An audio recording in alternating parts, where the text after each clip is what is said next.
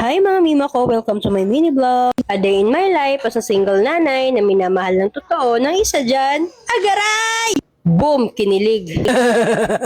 Ngayong araw na nga mga mima ko, isikagala ko muna itong bulilit na ito dahil naboboring na rin siya sa bahay. Sa bus na nga kami sumakay kasi walang taxing dumadaan. Hindi nga ata ako narinig ng driver kasi sabi ko doon lang ako bababa pero dinala niya ako sa may SM. Talaga naman! So ayun na nga, naghanap-hanap na nga kami ng playpen dito sa SM pero wala akong nakita. Meron naman siya pero hindi ko bet. Bakit? Ikaw ba maglalaro? Siyempre si Prinsoy, di ba? Kita nyo naman kung bakit kami nag-stop. Siyempre nakita niyo yung mga cat dyan na nagkakaway-kaway. Sabi pa nga niya, Mommy, this one. Mommy, mayaman yarn. Hindi lang talaga halata pero sobrang tuwang-tuwa yan dyan si Prinsoy. Eh, nakalabas na naman siya sa lungga niya. Medyo nahilo nga ako ng very light doon sa SM kasi maraming tao. Sana all may pambili ng regalo. Hilo nga ako sa mga tao kaya lumabas na kami at nagabang ng taxi. Buti naman nakasakay kami agad.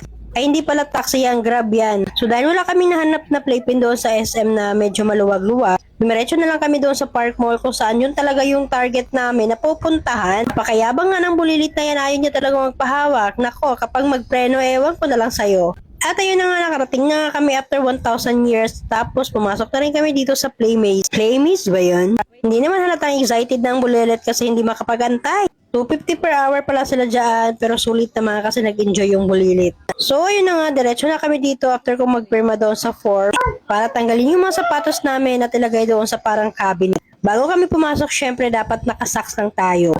Eh, bawal ang sapatos mga mima ko. O, diba, dahil excited talaga siya na lang mismo naglagay ng kanyang sapatos doon sa loob. Pero mga mima ko, alam niya na talaga kung saan dapat nilalagay yung mga shoes. Syempre doon sa lagayan, charot.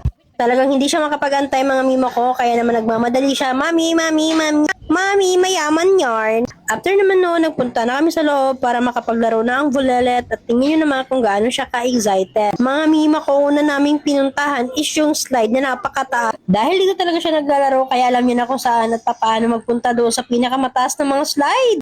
Di ko pa nga nasubukang mag-slides kasi hindi ako yung kasama niya nung naglaro sila dito dati. So nung sinubukan ko na, mga mima ko, ano ba yung aking kaluluwa ay umabot na siguro sa Mindanao sa sobrang kaba ko.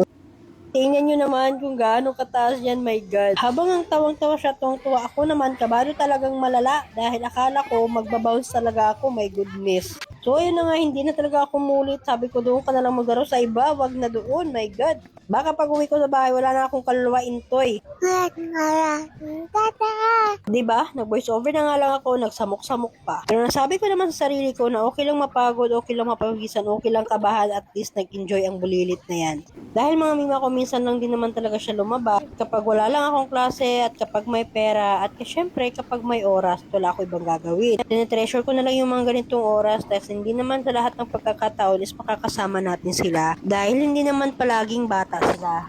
At malamang sa malamang tatanda rin tayo. Kaya hanggat kaya pa ng mga buto-buto, go. Hanggat kaya at may pera, ibigay ang gusto. Basta ito ay makakabuti at makakapagpasaya sa kanila, di ba? Hindi mabuti yung kulang at hindi rin mabuti yung sobra. Yung sakto lang na mafe-feel nila na mahal natin sila. Na kahit sobrang mapasaway sila. Charot, ang bilbil ko bibitaw na. Yun na nga mga mima ko, sobrang pagod na nga ng mima nyo. Pero sige lang, importante naman nag-enjoy din ako. Hanggang dito na muna mga mima ko, sana supportahan nyo kami at sana nag-enjoy kayo.